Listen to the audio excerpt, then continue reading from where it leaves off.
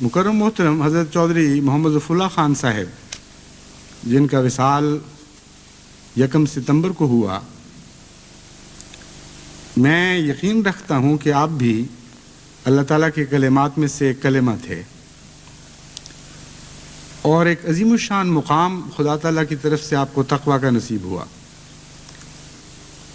اور چودھری محمد ظفر اللہ خان صاحب کو جو فیوز عطا ہوئے، ان میں حضرت مسیح موعود علیہ السلام کی صداقت کے نشان جھلکتے ہیں، اور اس بات کا سب سے بڑھ کر آپ کو احساس تھا، اتنا شدید احساس تھا کہ وہ احساس ہر وقت ذہن پہ حاضر رہتا تھا۔ میں نے مختلف حیثیتوں سے آپ کا جائزہ لے کر دیکھا ہے، حضرت مسیح موعود علیہ السلام کے ساتھ عشق، اس احسان کے احساس کے ساتھ کہ میری زندگی کی کیا پلٹ دی ہے، ہر وقت آپ کے ذہن پر سوار رہتا تھا۔ یہ انگلستان کی بات ہے کہ برمنگھم میں ایک دفعہ BBC 1 کے نمائندے نے انٹرویو لیتے ہوئے اچانک آپ سے سوال کیا کہ آپ کی زندگی کا سب سے بڑا واقعہ کیا ہے؟ بے تکلف، سوچنے کے لیے ذرا بھی تردد نہ کرتے ہوئے آپ نے فوراً یہ جواب دیا کہ میری زندگی کا سب سے بڑا واقعہ وہ تھا جب میں اپنی والدہ کے ساتھ حضرت مسیح موعود علیہ السلام کی خدمت میں حاضر ہوا، آپ کے مبارک چہرے پر نظر ڈالی اور آپ کے ہاتھ میں اپنا ہاتھ تھما دیا۔ اس دن کے بعد پھر آپ نے وہ ہاتھ کبھی واپس نہیں لیا، مسلسل ہاتھ تھمائے رکھا ہے، اور جو عظمتیں بھی آپ کو ملی ہیں اس وفا کے نتیجے میں ملی ہیں، اس استقلال کے نتیجے میں ملی ہیں، نیکی پر اس صبر اختیار کرنے کے نتیجے میں ملی ہے۔ جو دیا ہوا ہاتھ تھا پھر کبھی واپس نہیں آیا، ہمیشہ اپنے آپ کو حضرت مسیح موعود علیہ السلام کے تابع فرمان کے طور پر زندہ رکھا، ہر میدان میں، ہر علم کے میدان میں، ہر جد و جہد کے میدان میں، ہر اندرونی تجربے کے میدان میں آپ پر یہ احساس غالب رہا کہ میں نے ایک اللہ کے مامور کے ہاتھ میں اپنا ہاتھ دیا ہے، اور جہاں تک میرا بس ہے، جہاں تک میرے اندر خدا کی طرف سے یہ توفیق عطا ہوتی ہے، میں اس کے تقاضے پورا کرتا رہوں گا، اور خدا کے فضل اور رحم کے ساتھ نہایت ہی عمدگی کے ساتھ، نہایت ہی اہلیت کے ساتھ ان تقاضوں کو پورا کیا، اور آپ کے حق میں حضرت مسیح موعود علیہ السلام کی وہ پیش گوئی پوری ہوئی جو بار بار اللہ تعالیٰ نے آپ کو عطا فرمائی، اور اس بار بار عطا ہونے میں بھی ایک کثرت کا نشان تھا جو آپ کو دیا گیا۔ فرماتے ہیں خدا تعالیٰ نے مجھے بار بار خبر دی ہے کہ وہ مجھے بہت عظمت دے گا اور میری محبت دلوں میں بٹھائے گا، اور میرے سلسلے کو تمام دنیا میں پھیلائے گا، اور سب فرقوں پر میرے فرقے کو غالب کرے گا، اور میرے فرقے کے لوگ اس قدر علم اور معرفت میں کمال حاصل کریں گے کہ اپنے سچائی کے نور اور اپنے دلائل اور نشانوں کی روح سے سب کا منہ بند کر دیں گے، اور ہر ایک قوم اس چشمے سے پانی پیے گی، اور یہ سلسلہ زور سے بڑھے گا اور پھولے گا یہاں تک کہ زمین پر محیط ہو جاوے گا۔ بہت سی روکیں پیدا ہوں گی اور ابتلا آئیں گے، مگر خدا سب کو درمیان سے اٹھا دے گا اور اپنے وعدہ کو پورا کرے گا۔ اور خدا نے مجھے مخاطب کر کے فرمایا کہ میں تجھے برکت پر برکت دوں گا، یہاں تک کہ بادشاہ تیرے کپڑوں سے برکت ڈھونڈیں گے۔ یہ پیشگوئی مختلف رنگ میں، مختلف وجودوں کی شکل میں پوری ہوتی رہی ہے، مگر چودھری ظفر اللہ خان صاحب مرحوم رضی اللہ تعالیٰ عنہ کو خصوصیت کے ساتھ ظاہری طور پر بھی اس کو پورا کرنے کا اس رنگ میں موقع ملا کہ آپ نے اپنی سچائی کے نور اور اپنے دلائل اور نشانوں کی روح سے بسا اوقات سب کے منہ بند کر دیے، سیاست کے میدان میں بھی، وکالت کے میدان میں بھی، اور تبلیغ کے میدان میں بھی۔ ایسی عمدہ نمائندگی کی توفیق آپ کو عطا ہوئی کہ اپنے تو اپنے دشمن بھی بے ساختہ پکار اٹھے اس بطل جلیل نے بلا شبہ غیروں کے منہ بند کر دیے ہیں۔ مذہبی دنیا میں جو آپ کو خدمت کی توفیق ملی تبلیغ کے علاوہ، اس میں جماعت کے بہت سے اہم مقدمات کو آپ نے اس عمدگی کے ساتھ چلایا، اس عمدگی کے ساتھ ان کی پیروی کی کہ بسا اوقات ایسے مشکل مقدمات تھے جن سے نکلنا ممکن نظر نہیں آتا تھا۔ گویا جماعت بعض موقعوں پر یوں لگتا تھا، یا جماعت کے بعض افراد یوں لگتا تھا کہ اس مقدمے کے چنگل میں پھنس چکے ہیں، لیکن بڑی حکمت، بڑی فصاحت و بلاغت، بڑی قابلیت کے ساتھ آپ نے نمائندگی کے حق ادا کیے اور عظیم الشان سہرے جیتے ہیں اس میدان میں۔ پھر سیاست کی دنیا میں اللہ تعالیٰ نے آپ کو عظیم خدمات سر انجام دینے کی توفیق کا موقع عطا فرمایا، اور ہندوستان کی جو وکالت آپ نے انگریزی حکومت کے سامنے کی ہے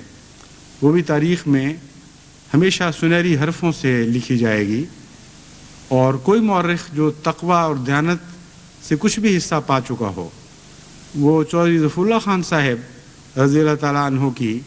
ان خدمات کو نظر انداز نہیں کر سکتا۔ گول میز کانفرنس میں، اس کے علاوہ بہت سے مواقع آئے، میں نے لسٹ تیار کروائی تو بہت لمبی ہو گئی تھی، اس لیے یہ تو ممکن نہیں ہے اس چھوٹے سے خطبے میں چوہدری صاحب کی ایک وسیع اور طویل اور بھرپور زندگی کے سارے پہلوؤں کا ذکر کر دیا جائے۔ میں تو ضمناً چند باتیں بیان کر رہا ہوں جو آپ کو دعا کی تحریک کے طور پر اور اس تحریس کے طور پر یاد دلا رہا ہوں کہ آپ میں سے بھی ویسے پیدا ہوں۔ چودھری ظفر اللہ خان صاحب رضی اللہ تعالیٰ عنہ عملاً ان دونوں باتوں سے، ان دونوں رازوں سے خوب واقف تھے، چنانچہ ان کی عظمتیں اور ان کی رفتیں دونوں ان کو عجز کے نتیجے میں نصیب ہوئیں، اور بے پناہ ان کے اندر خدمت دین کا جذبہ تھا، اور کوئی دنیا کا منصب اس سے ان کو روک نہیں سکتا تھا، اور دنیا کے منصب کے نتیجے میں وہ اپنے آپ کو کبھی ایسا بلند سمجھتے ہی نہیں تھے، کیونکہ ہمیشہ منصب دنیاوی ان کو چھوٹا نظر آیا کرتا تھا کہ اس کے مقابل پر دین کی خدمت نسبتاً ادنا نظر آئے۔ یعنی وہ عجز جو عارف باللہ کا عجز ہوتا ہے وہ عجز ہے جس کی بات میں کر رہا ہوں۔ چنانچہ دین کی خدمت میں آپ اپنی بلندی دیکھتے تھے، دین کی خدمت میں ہی آپ کی ساری عظمتیں تھیں۔ چنانچہ ایک عجیب واقعہ ہے ہندوستان کی تاریخ کا کہ 1941 میں آپ کو جب federal court of justice India کا جج مقرر کیا گیا ہے، تو اسی زمانے میں حضرت مسلم موعود نے تحریک کی تھی کہ مضافات قادیان ارد گرد جو دیہات ہیں ان میں تبلیغ کے لیے لوگ اپنے آپ کو پیش کریں۔ تو فیڈرل کورٹ کا جسٹس 41 اور 42 میں ارد گرد دیہات میں تبلیغ کے لیے باقی سب مبلغین کے ساتھ مل کے جایا کرتا تھا، اور ایک لحظے کے لیے بھی اس کو خیال نہیں آیا کہ میری اتنی بڑی شان ہے، میرا اتنا بڑا مقام ہے، کوئی دیکھے گا یا سنے گا تو کیا کہے گا یہ کیا کر رہا ہے۔ لیکن چھوٹے چھوٹے گاؤں ڈھپئی اور بھینی اور اٹھوال وغیرہ بے شمار چھوٹے چھوٹے گاؤں تھے جن میں ایک عام خادم احمدیت کے طور پر شامل ہوا کرتے تھے، اور فخر کے ساتھ، اس احساس کے ساتھ کہ یہ اللہ تعالیٰ کی عطا ہے، اللہ تعالیٰ کی طرف سے مجھے سعادت نصیب ہو رہی ہے۔ اور یہ تمنا محض ایسی خدمات کے لیے نہیں تھی جو عام حالات میں سہولت کے ساتھ ادا ہو سکتی ہیں، بلکہ نہایت خطرناک خدمات کے لیے بھی اسی قسم کی تمنا آپ کے دل میں تڑپا کرتی تھی۔ جب کابل میں 1924 میں حضرت نعمت اللہ خان صاحب کو شہید کیا گیا تو حضرت مسلم موعود نے نام طلب کیے ان لوگوں کے جو تمام خطرات کو اچھی طرح بھانپتے ہوئے پھر وہ اس بات کا عہد کریں کہ وہ کابل میں جائیں گے اور ایک شہید کی بجائے وہ خدمات سر انجام دیں گے جو وہ شہید شہادت کی بنا پر مزید نہیں سر انجام دے سکا۔ اور اس سلسلے کو وہ ٹوٹنے نہیں دیں گے. یہ تھی اس کی روح. اور جو نام پیش ہوئے اس وقت چودھری ظفر اللہ خان صاحب رضی اللہ تعالیٰ عنہ لاہور کے امیر تھے. ان نام پیش ہونے والوں میں سب سے پہلا آپ کا نام ہے جو الفضل میں شائع ہوا. اور اس نام کو پیش کرتے ہوئے آپ نے جو خط لکھا ہے حضرت مسلم موعود کی خدمت میں، وہ خط ایسا خط ہے، چونکہ وہ اپنے امام کو لکھ رہے تھے، اس لیے باوجود طبیعت کی روکوں کے جن کا خود ذکر کر رہے ہیں، نسبتاً زیادہ آسانی کے ساتھ کھل کر اپنے دل کی اپنی قلبی کیفیات کو ظاہر کر سکتے تھے. ایسے موقع پر آپ کی ذات کے اندر جھانکنے کا موقع ملتا ہے. تقویٰ کی کن راہوں سے آپ گزر رہے تھے، کیا آپ کے قلبی جذبات اور کیا آپ کی کیفیات تھیں جب آپ نے اپنے آپ نام کو پیش کیا ہے، اور کس طرح پھر تنقیدی نظر ڈالی ہے اپنی زندگی پر، اپنی اندرونی کیفیات پر، تجزیہ کیا ہے اس خوف کے ساتھ کہ کہیں میں ریاکاری کا مظاہرہ تو نہیں کر رہا. یہ ساری باتیں اس خط سے آپ کو نظر آئیں گی، اس خط کے آئینے میں آپ کو نظر آئیں گی. وہ لکھتے ہیں: سیدنا و امامنا السلام علیکم ورحمۃ اللہ وبرکاتہ. میری زندگی آج تک ایسی ہی گزری ہے کہ سوائے اندوہ و ندامت کے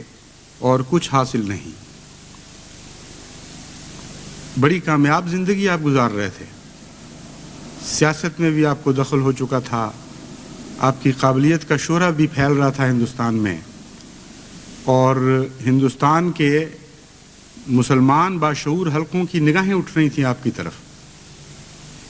اس ساری زندگی میں سے گزرتے ہوئے جو ماحصل تھا آپ کے اپنے ذاتی تجزیے کا، اپنے آپ کو کس مقام پر دیکھ رہے تھے، اس کا اظہار ہوتا ہے. سوائے اندوہ و ندامت کے اور کچھ حاصل نہیں. میں اکثر غور کرتا ہوں کہ یہ بھی کوئی زندگی ہے کہ سوائے روزی کمانے کے کسی اور کام کی فرصت نہ ملے. حالانکہ امارت لاہور کے بھی بھرپور فرائض سر انجام دے رہے تھے اس وقت، اور دنیا کے دھندوں میں پھنسا ہوا انسان طرح طرح کے گناہوں میں مبتلا رہے. آج جو ایک خوش قسمت کے محبوب حقیقی کے ساتھ وصال کی خبر آئی تو جہاں دل میں ایک شدید درد پیدا ہوا، وہاں یہ بھی تحریک ہوئی کہ تمہارے لیے یہ موقع ہے کہ اپنی ناکارہ زندگی کو کسی کام میں لاؤ اور اپنے تئیں افغانستان کی سرزمین میں حق کی خدمت کے لیے پیش کرو. پھر میں اچانک رکا کہ کیا یہ محض میرے نفس کی خواہش نمائش تو نہیں کہ اس یقین پر کہ مجھے نہیں بھیجا جائے گا اپنے تئیں پیش کرتا ہوں. اور میں نے اپنے ذہن میں ان مصائب اور مشکلات کا اندازہ کیا جو اس رستے میں پیش آئیں گی، اور اپنے تئیں سمجھایا کہ فوری شہادت ایک ایسی سعادت ہے جو ہر ایک کو نصیب نہیں ہوتی. اور کیا تم محض اس لیے اپنے تئیں پیش کرتے ہو کہ جاتے ہی شہادت کا درجہ حاصل کرو اور دنیا کے افکار سے نجات حاصل کر لو، یا تمہارے اندر یہ ہمت ہے کہ ایک لمبا عرصہ زندہ رہ کر ہر روز اللہ تعالیٰ کے رستے میں جان دو اور متواتر شہادت سے منہ نہ موڑو. حضور انور میں کمزور ہوں، سست ہوں، آرام طلب ہوں، لیکن غور کے بعد میرے نفس نے یہی جواب دیا ہے کہ میں نمائش کے لیے نہیں، فوری شہادت کے لیے نہیں، دنیا کے افکار سے نجات کے لیے نہیں، بلکہ گناہوں کے لیے توبہ کا موقع میسر کرنے کے لیے، گناہوں کے لیے توبہ کا موقع میسر کرنے کے لیے، اپنی عاقبت کے لیے ذخیرہ جمع کرنے کے لیے، اللہ تعالیٰ کی رضا کے حصول کے لیے اپنے تئیں اس خدمت میں پیش کرتا ہوں. اگر مجھ جیسے نابکار گناہگار سے اللہ تعالیٰ یہ خدمت لے اور مجھے یہ توفیق عطا فرمائے کہ میں اپنی زندگی کے بقیہ ایام اس کی رضا کے حصول میں صرف کر دوں، تو اس سے بڑھ کر میں کسی نعمت اور کسی خوشی کا طلبگار نہیں۔ حضور میں مضمون نویس نہیں، اور حضور کی بارگاہ میں تو نہ زبان چلتی یاری دیتی ہے نہ قلم۔ جیسے کسی نے کہا ہے، بے زبانی ترجمانے شوق بے حد ہو تو ہو، ورنہ پیش آتی ہیں ورنہ پیش یار کام آتی ہیں تقریریں کہیں۔ بے زبانی ترجمان شوق بے حد ہو تو ہو، ورنہ پیش یار کام آتی ہیں تقریریں کہیں۔ یہ حضرت موہانی کا شعر ہے جو آپ نے کوٹ کیا۔ اس لیے اسی پر بس کرتا ہوں کہ جس وقت حضور حکم فرمائیں افغانستان کے لیے روانہ ہونے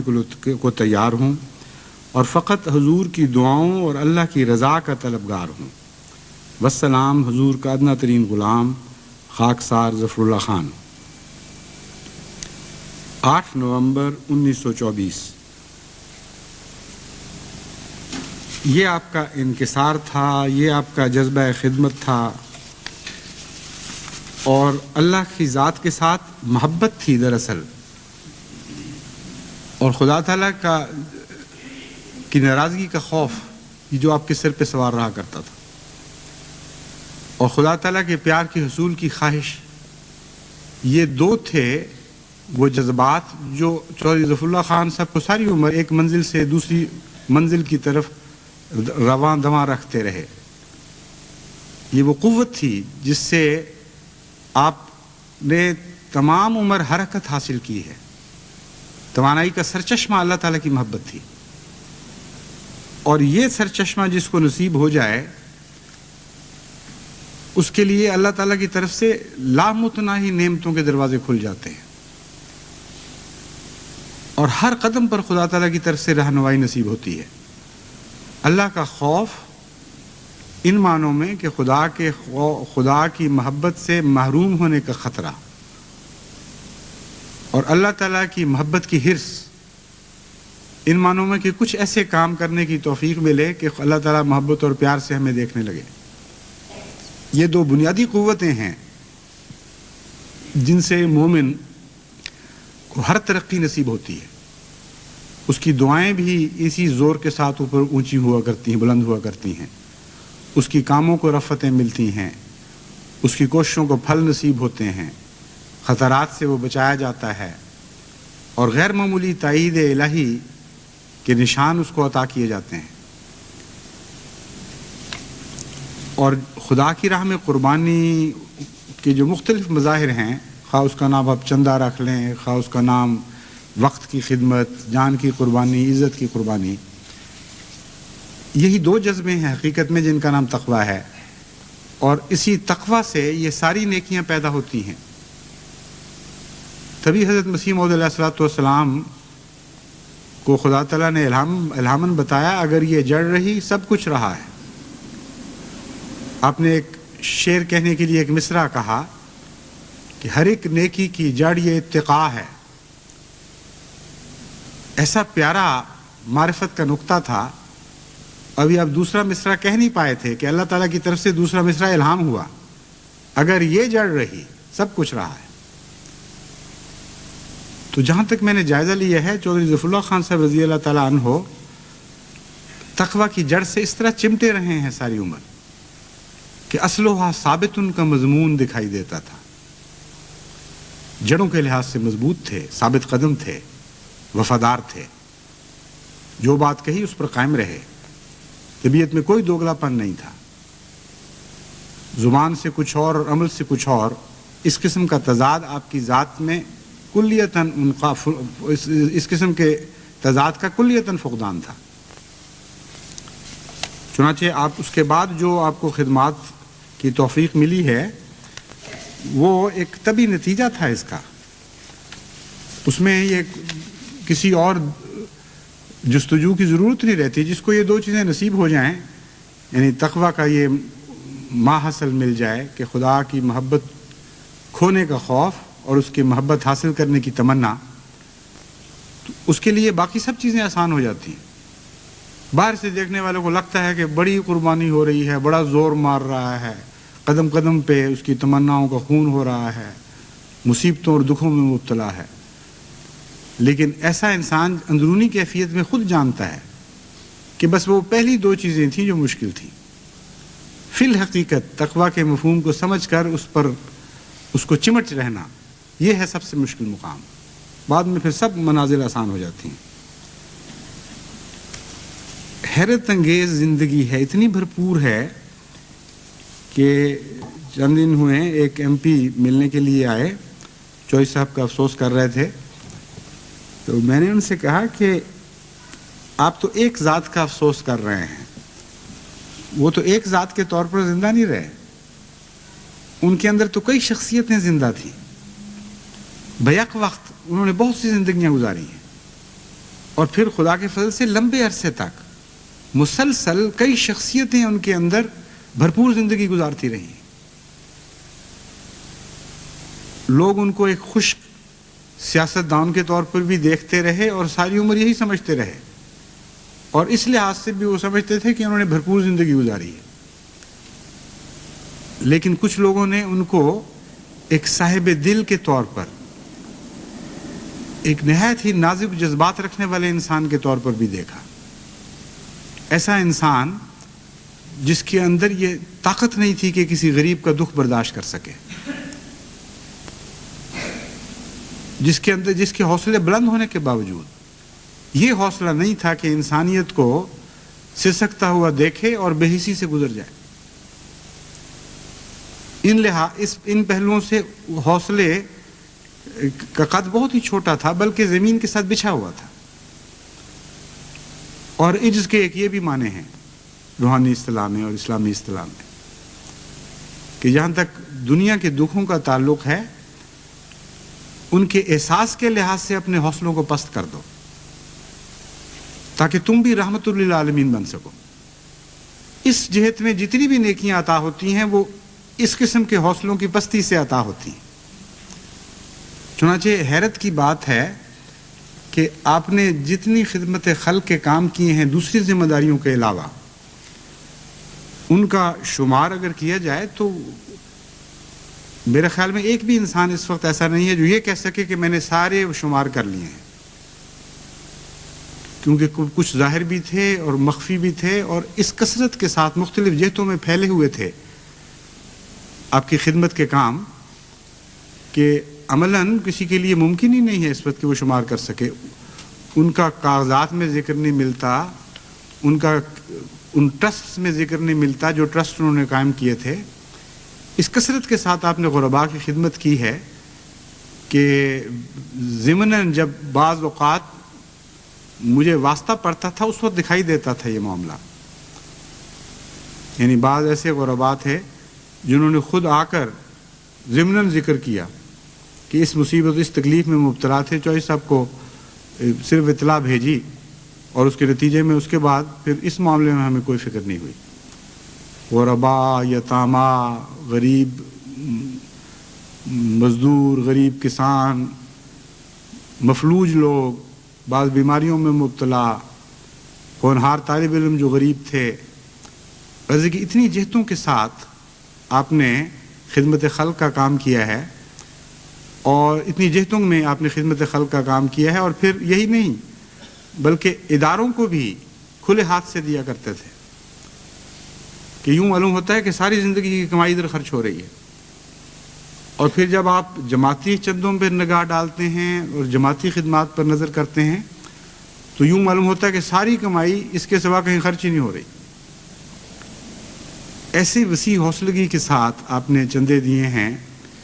اس وقت جو لنڈن مشن کی ساری عمارتیں ہیں یہ ان کی ذاتی کوشش سے کلیتاً ذاتی آمد سے آپ نے یہ سارے مصارف ادا کیے ہیں. یہ مشن ہاؤس، یہ ہال، یہ چھوٹا ہال عورتوں کے لیے، یہ عمارت رہائشی، یہ ساری خدا کے فضل کے ساتھ ان کو توفیق ملی. اور اپنے لیے ایک چھوٹا سا ایک کمرہ رکھا ہوا تھا، بس اسی میں ان کی گزر اوقات تھی، اور وہ بھی آخر وقت تک نہیں رہی. جب جماعت کو ضرورت پیش آئی ہے آخر پہ، یا شاید اس لیے کہ وہ सीढ़ियाँ नहीं चढ़ सकते थे ज़्यादा, वो बहरहाल वो भी छोड़ के चले गए थे।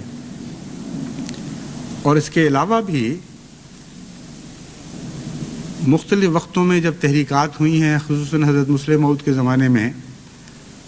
जब सारी जायदाद पेश करने की तहरीक हुई, उस वक्त आप अवलीन में से थे सारी जायदाद पेश करने में। और जिस तरह के उनके अंदर तक़वा और नेकी थी, साहिब अज़्म थे, ज़ाहिर है उस ख़त से भी जो मैंने पढ़ के सुनाया है, जो आपने वक्फ किया था तो मुराद यही थी कि एक पाई की जायदाद भी मैं अपने लिए नहीं रखूँगा, और इस बात के लिए तैयार थे। जिन ख़तरात के पेश नज़र हज़रत मुस्लिम मऊद ने तहरीक की, वो ख़तरात पेश नहीं आए, इसलिए वो जायदाद नहीं ली गई, ये मुझे इल्म है। लेकिन इसके अलावा भी जब भी जितनी ज़रूरत पेश आई है, कभी एक लम्हा कभी तरद्दुद आपने महसूस नहीं किया, बल्कि कोशिश ये होती थी कि हज़रत मुस्लिम मऊद ख़ुद मुअय्यन कर दें, इस तरह ले लें जैसे आपकी चीज़ हो। ये कैफियत थी आपके चंदों में जो हमेशा इसी तरह रही। और सियासत की भरपूर ज़िंदगी तो इतनी वसी ज़िंदगी है कि उसमें से सारी बातों का जिक्र तो वैसे ही मुमकिन नहीं। कौमों पर जो एहसान करने की खुदा ताला ने आपको तौफीक अता फरमाई, क्योंकि हज़रत मसीह मौऊद अलैहिस्सलातु वस्सलाम की पेशगोई में ये अल्फाज भी हैं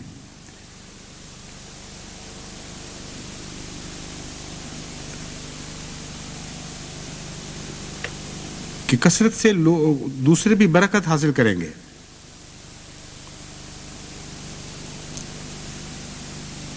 और हर एक कौम उस चश्मे से पानी पिएगी। खुदा ताला ने आपको एक ऐसे मुकाम पर पहुंचाया जहां वाक़अतन हर कौम ने उस सरचश्मे से पानी पिया।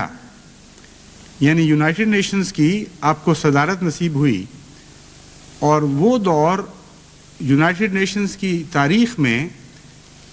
अगर किसी एक तारीफ़ के साथ याद किया जाए तो वो यूनाइटेड नेशंस का अखलाक़ी दौर कहलाएगा। तमाम इस्लामी अखलाक़ी कदरों को आपने वहाँ नाफिज किया है। और वो एक दौर था जबकि दहरिया सियासतदान भी जो हिस्सा लिया करते थे यूनाइटेड नेशंस में, वो भी एहतराम से और संभल कर बैठा करते थे और कोई बदखुल्की की बात नहीं किया करते थे। कि जो बूइंग या तमाशाबीनी और तहकीर के अल्फाज इस्तेमाल करना, गुस्से में आपे से बाहर हो जाना, ये सारी हरकतें उस वक्त यूनाइटेड नेशंस में मजदूद थी। और कुरान करीम की तिलावत करना, उनसे कुरान करीम से इस्तिंबात करना और अखलाकी तालीम देते चले जाना, कतई नज़र इसके कि कोई मानता भी है कि नहीं आपको या कुरान करीम को, ये आपका शेवा था। इस ऐसी जुर्रत खुदा ने अता फरमाई थी और बात में ऐसी अजमत थी किरदार के नतीजे में, क्योंकि बात को अजमत तो किरदार से नसीब हुआ करती है, लफाजी से नहीं हुआ करती। कि उसके नतीजे में गैरों पर भी रोब बैठता था। चुनांचे एक दफ़ा चौधरी साहब ने मुझसे खुद जिक्र किया, बेतकल्लुफ़ी की बातें हो रही थी खाने पर, कि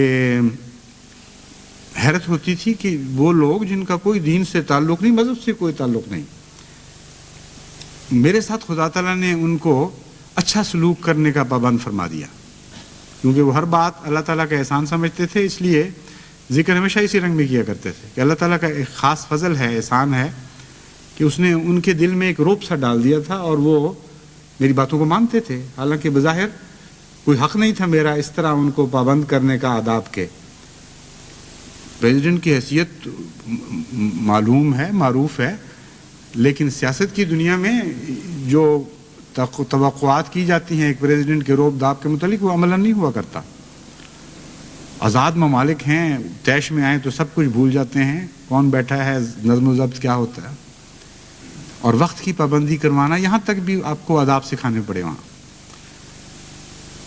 और बिलाशुबा उस वक्त हज़रत मसीह मऊद अलैहिस्सलातु वस्सलाम का ये कलाम एक ज़ात में भी पूरा हुआ है। वैसे तो बकसरत ऐसे अहमदी हैं जिनसे कौमों ने फ़ायदे उठाए हैं, लेकिन वहाँ एक ज़ात में ये सारी बातें इकट्ठी हो गईं, एक सरचश्मे से जो हज़रत मसीह मऊद अलैहिस्सलातु वस्सलाम की ग़ुलामी पर फ़ख्र किया करता था। तमाम अक़वाम आलम ने फ़ायदा उठाया और सैराब हुई। और फिर कौमों की भरपूर खिदमत में आपको खुदा ताला ने ऐसे ऐसे मौक़े नसीब फरमाए کہ وہ وقت ایسا تھا جب کہ نئی تاریخ کی شکلیں بن رہی تھیں. یہ جو جدید تاریخ ہے آج کی، اس کی بنیادیں ڈالی جا رہی تھیں اس دور میں جب کہ آپ کو یونائٹڈ نیشنز میں پیش ہونے کے موقع عطا فرمایا اللہ تعالیٰ نے، ایک ممبر کی حیثیت سے، ایک نمائندے کی حیثیت سے، یا بعد ازاں ایک صدر کی حیثیت سے. چنانچہ ایک لمبے دور تک جب آپ پاکستان کے وزیر خارجہ بنے ہیں اس وقت سے یونائٹڈ نیشنز کی صدارت کے تک پہنچنے کے درمیان کا جو عرصہ ہے، یہ عرصہ ایک بہت ہی اہم عرصہ ہے جس میں نئی تاریخ بن رہی تھی. چنانچہ فلسطین کی خدمت کا آپ کو موقع ملا، عربوں کی خدمت کا فلسطین کے معاملے میں، اور ایسی عظیم الشان خدمت کی توفیق ملی کہ عرب اٹھ کر آپ کے ہاتھ چومتے تھے، بڑے بڑے سربراہ، اور اپنے اپنے ممالک میں بڑی عظمتوں کے مالک، اور اس بات پر فخر کرتے تھے. اس قدر محبت تھی، اتنا پیار تھا کہ جو ان میں سے وفادار تھے انہوں نے آخر دم تک اس کو نبھایا ہے. صرف فلسطین کا معاملہ نہیں تھا، موراکو کی خدمت کی توفیق ملی، ٹیونیشیا کی خدمت کی توفیق ملی، جارڈن کی خدمت کی توفیق ملی، اور اس کے علاوہ بکثرت دیگر ممالک تھے جن کے سوڈان کی خدمت کی توفیق ملی. بکثرت تھے، صرف مسلمان ممالک ہی نہیں بلکہ بہت سے دیگر ممالک بھی جن کے حق میں آپ نے باتیں کہیں، جن کے حق حاصل کرنے میں آپ نے مدد کی. مسلمان ممالک میں انڈونیشیا کی خدمت کی بھی توفیق ملی آپ کو. اور وہ یونائٹڈ نیشنز میں آپ کی تقاریر کا جو ریکارڈ ہے وہ 2 سال قبل میں نے بڑی محنت سے کوشش کر کے وہ حاصل کر لیا ہے. اللہ تعالیٰ کے فضل سے خدا نے ایک سبیل بنا دی، اور صاحبزادہ مرزا مظفر احمد صاحب کے ذریعے وہ سارا ریکارڈ مجھے مل گیا ہے. کیونکہ خواہش یہ تھی کہ چوہش صاحب کی ان تاریخی خدمات کو وقتاً فوقتاً دنیا کے سامنے پیش کیا جاتا رہے، کیونکہ بعض لوگ تو خیر بھول جاتے ہیں، بعض لوگ نئی الٹی باتیں ایجاد کر لیا کرتے ہیں. یعنی جہاں مسلمان ممالک کی خدمت کی ہے وہاں یہ الزام لگانے والے بھی بدقسمت ہیں کہ مسلمان ممالک کے مفاد کے خلاف کوشش کی، نعوذ باللہ من ذالک. تو میں نے تو اس نیت سے اس کو اکٹھا کیا تھا، لیکن اب جب اس کو وقتاً فوقتاً دنیا کے سامنے پیش کرنے کا موقع ملے گا تو جو بھولے ہوئے ہیں معصومیت میں اپنی، ان کو بھی یاد تو آئے گا کہ کوئی ایک ایسا انسان، ایک درویش صفت خدا کا بندہ تھا جس نے بے لوث خدمتیں کی ہیں ملکوں اور قوموں کی.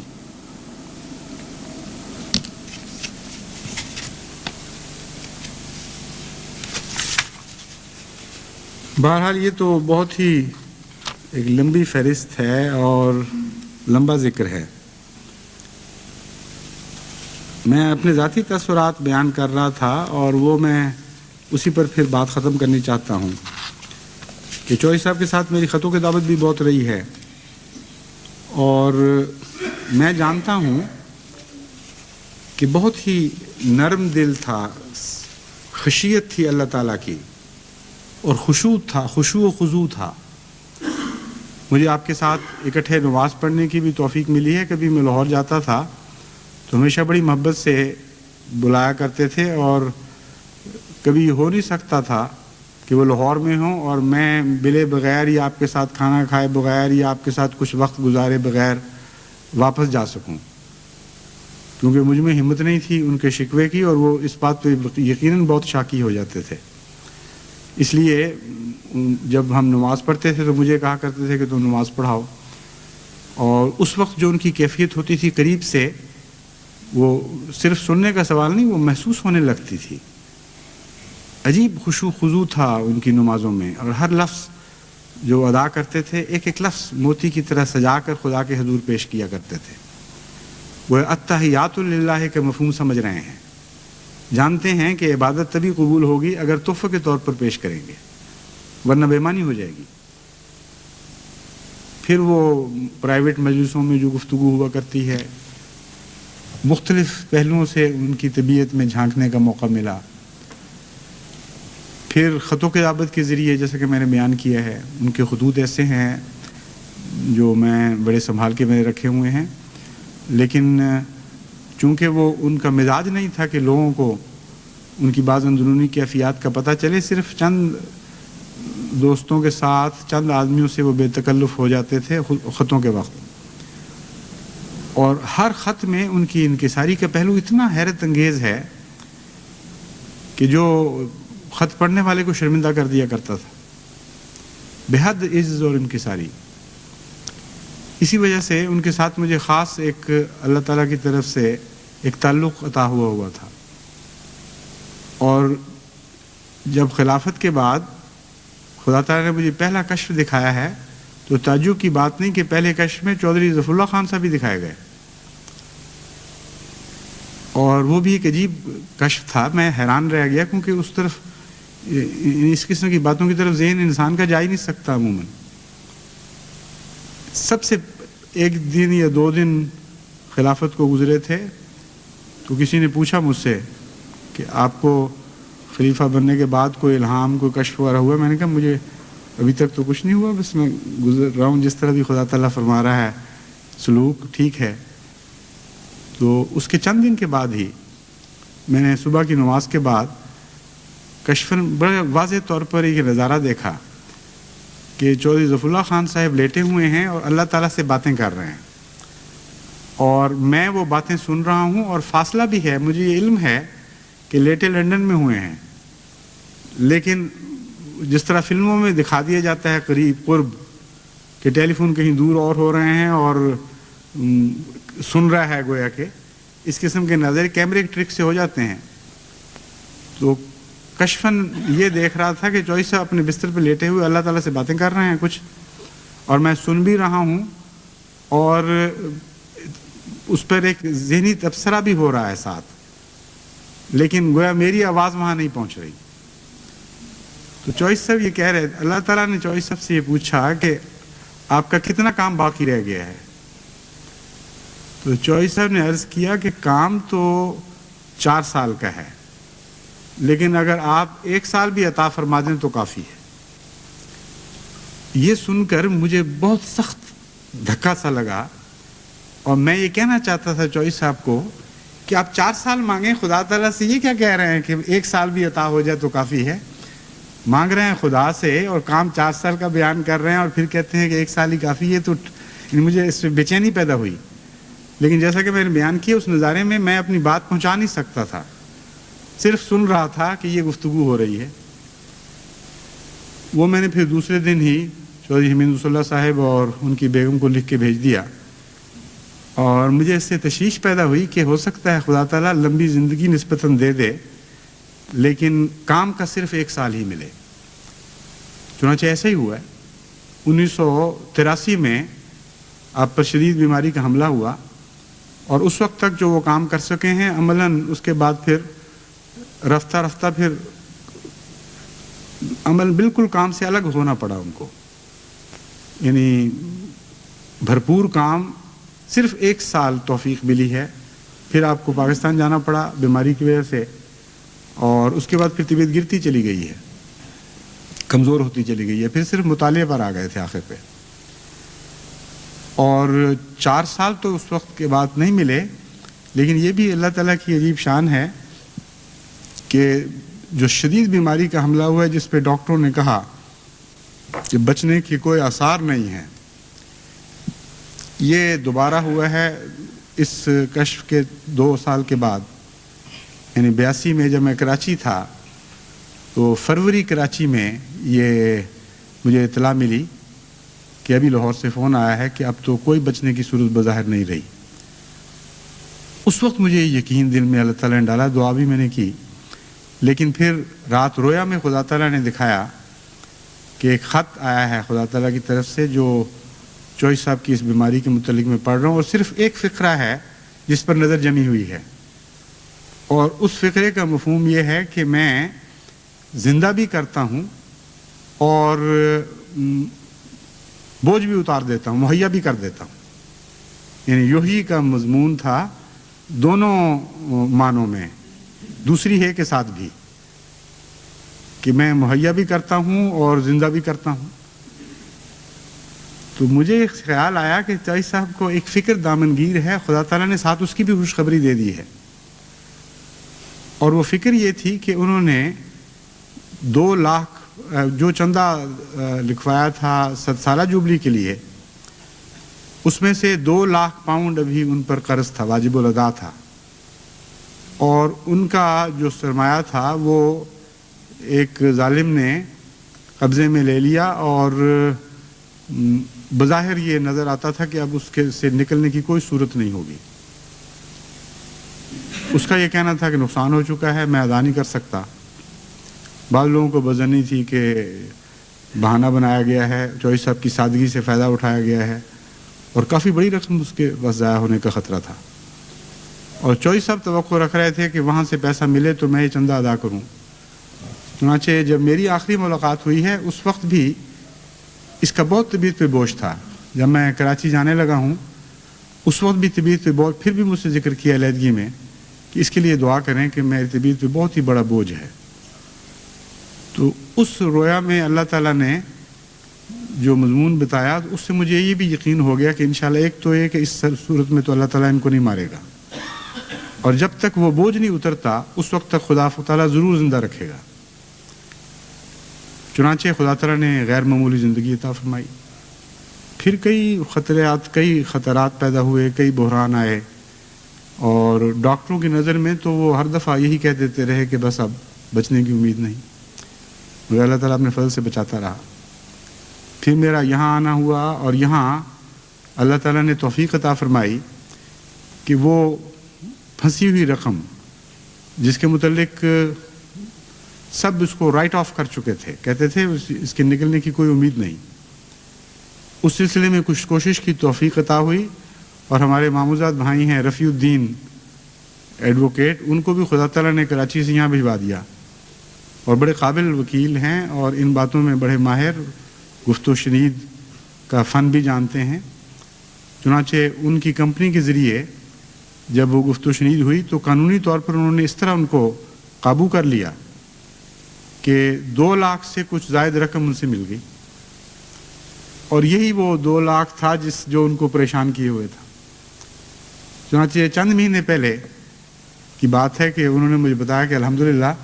نہ صرف یہ رقم کہ ہمیں مل جائے گی کی بات نہیں،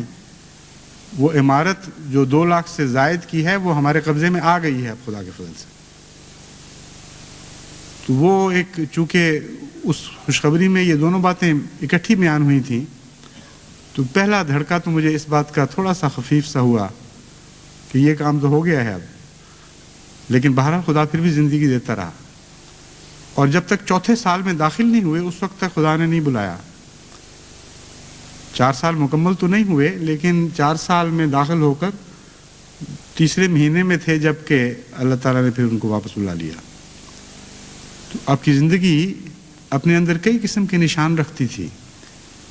اللہ تعالیٰ کی محبت کے کچھ سلوک تھے جو براہ راست ان پر ہمیشہ نازل ہوتے رہے۔ کچھ خدا نے دوسروں کو بھی دکھایا، مجھے بھی دکھایا کہ میں اس شخص سے پیار کرتا ہوں۔ اس لیے جب میں یقین کہتا ہوں تو کچھ یہ پہلو بھی ہے یقین کا کہ ہوا عالم و بمن اتقا، خدا تو بہرحال تقوی کو جانتا ہے۔ وہ جب یہ سلوک فرماتا ہے کہ غیروں کو بھی اس کے تقوی کے نشان دکھانے لگے اور اپنی محبت اور پیار کے نشان دکھانے لگے، تو پھر یہ امید کہ وہ اور یہ حسن ظن کہ اللہ تعالیٰ اس سے محبت اور پیار کا سلوک کرے گا، ایک اور منزل میں داخل ہو جاتے ہیں۔ تو ہمیں دعا کرنی چاہیے کہ چوہدری ظفر اللہ خان صاحب کے اوپر اللہ تعالیٰ بے شمار رحمتیں نازل فرمائے، ان کی اولاد پر، ان کی نسلوں پر، ان کے عزیزوں پر، ان سب پر جو آپ کو پیارے تھے، اس رنگ میں بھی رحمتیں نازل فرمائے کہ ان کی خوبیاں اختیار کرنے کی توفیق بخشے۔ اور جماعت احمدیہ کو اس وصال پر صدمہ تو ہے، بڑا گہرا صدمہ ہے، لیکن اس صدمے کے نتیجے میں مہمیز کا سا اثر ہونا چاہیے، مایوسی کا اثر نہیں ہونا چاہیے۔ خدا تعالیٰ کی رحمتیں بے شمار ہیں، وسیع ہیں، اس کی عطا کے دروازے کوئی بند نہیں کر سکتا، اور جن راہوں میں وہ کھلتے ہیں وہ لامتناہی راہیں ہیں۔ اس لیے آپ کو اگر خدا ظفر اللہ خان نہیں بنا سکتا تو اپنی اولاد کو بنانے کی کوشش کریں، اور اولاد اور اولاد کو یہ بتاتے چلے جائیں کہ حضرت مسیح موعود علیہ الصلوۃ والسلام سے وعدہ ہے اللہ تعالیٰ کا کہ 1 نہیں 2 نہیں बकसरत ऐसे ग़ुलाम अता फरमाएगा जो आलमी शोहरत हासिल करेंगे, जो इल्म व फ़ज़ल के मज़ामीन में हैरत अंगेज़ तरक्यात हासिल करेंगे, जो बड़े बड़े आलमों और फ़लसफ़ियों के मुंह बंद कर देंगे और कौमें उनसे बरकत पाएंगी। एक कौम या दो कौम भी नहीं, कुल आलम की कौमें उनसे बरकत पाएंगी। तो खुदा करे कि बकसरत और बार बार हम हज़रत मसीह मौऊद अलैहिस्सलातु वस्सलाम की इस पेशगोई को पूरा होते देखें, दूसरों ही में नहीं, अपनों में भी, गैरों के घरों में नहीं, अपने घरों में भी हम अल्लाह ताला के फजल के साथ इस अजीम पेशगोई को पूरा होते देखें। अभी इंशाअल्लाह जुमे के बाद हज़रत चौधरी साहब की नमाज जनाजा होगी। अल्लाह ताला आपको करवर जन्नत नसीब करे। आपको तो हर वक्त लगन रहती थी कि मैं कब अपने उन प्यारों के पास हाजिर हूँ जो दूसरी दुनिया में हैं। ये जहन में मेरे एक बात आई थी, वो उस वक्त पहले खुतबे में बयान करने में भूल गया। ये भी एक बड़ा नुमाया हिस्सा था किरदार का कि मौत के लिए हर वक्त तैयार थे और ज़र्रा भर भी जज्बात में हिजान पैदा नहीं होता था इस जिक्र से। मैटर ऑफ फैक्ट एक रोज़मर्रा का वाक़या जिस तरह होता है, हर सुबह, हर शाम, हर दोपहर को तैयार हुआ करते थे, हर रात को तैयार सोते थे और कहा करते थे मुझे तो ख्याल ही नहीं आता कभी कि ये कोई ऐसी बात है जिस पे कोई इंसान फ़िक्र करे। लोग ख्वाबें देखते हैं, मुझे बताते हैं, मैं कहता हूँ ठीक है, जब बुलाया अच्छा है। और ये भी कहा करते थे कि मेरे तो अक्सर प्यारे उधर बैठे हैं जिनसे मिलने की तमन्ना है, तो इसमें डरने की कौन सी बात है। यकीन कामिल और फिर ये वाक़या कि जिनसे सबसे ज़्यादा इश्क और मोहब्बत था आपको, हज़रत मोहम्मद मुस्तफ़ा सल्लल्लाहु अलैहि वसल्लम और उसके बाद हज़रत मसीह मौऊद अलैहिस्सलाम और फिर वालदा जो बहुत ही बुज़ुर्ग अजीम औरत थी और वो वालिद भी, ज़ाती और रूहानी ताल्लुकात में यही खुलासा था उनकी मोहब्बतों का। और ये उस दुनिया के लोग थे, तो वो तो यहाँ रहते हुए भी एक आलम बक़ा में रह रहे थे। इसलिए अल्लाह ताला उन पर बेशुमार रहमतें नाज़िल फरमाए। वो तो खुश हैं और खुश रहेंगे इंशाअल्लाह, हमें खुदा के घर से यही उम्मीद है। अल्लाह पसमंदगान को भी खुश रखे और उनको भी वो नेमतें अता फरमाए।